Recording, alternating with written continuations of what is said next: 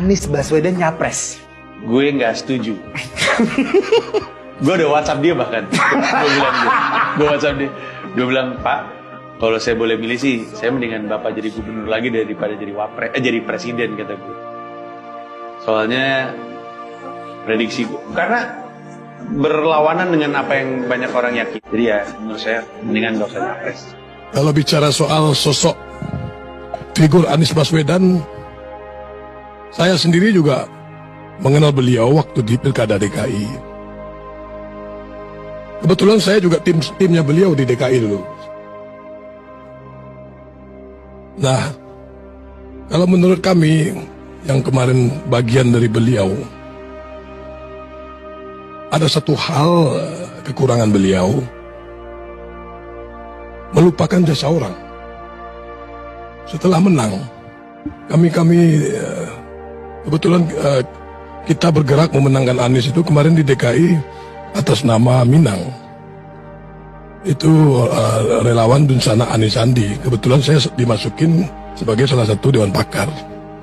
Setelah menang kita nggak pernah lagi komunikasi, dan bahkan audiensi pemuda Minang aja tidak ditanggapi beliau gitu.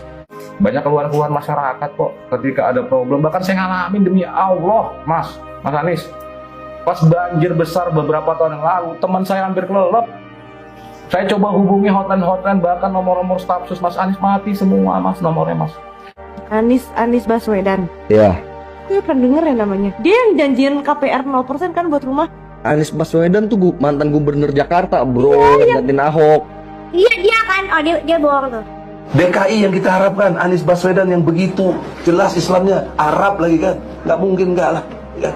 Kader saya di HMI 4 tahun 8 bulan jadi gubernur, mana peraturan pergub saja yang melarang miras, mana perda Islam apalagi, yang akhirnya tidak berani juga menegakkan hukum Islam. Ada PSI alasan, oke lah, perda susah, pergub dong. Pergub siapa yang mau dialami, mau dilawan? Nggak ada, dia sendiri pergub. Tapi sekarang orang sedang euforia, dia mau dicapreskan lagi. Bagaimana umat terjebak lagi, bodoh lagi, masuk lagi ke lubang yang sama, yang keledai saja tidak mau. Kok kita lebih rendah dari keledai?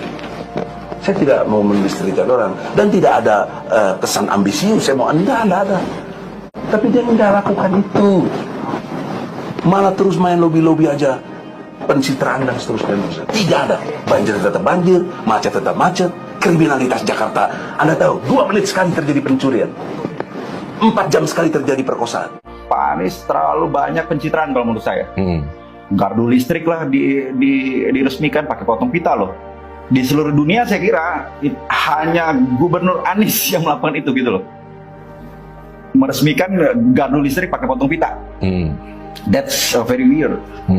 Banyak program terutama yang kemarin itu extravagance, Mas. Formula E, JIS.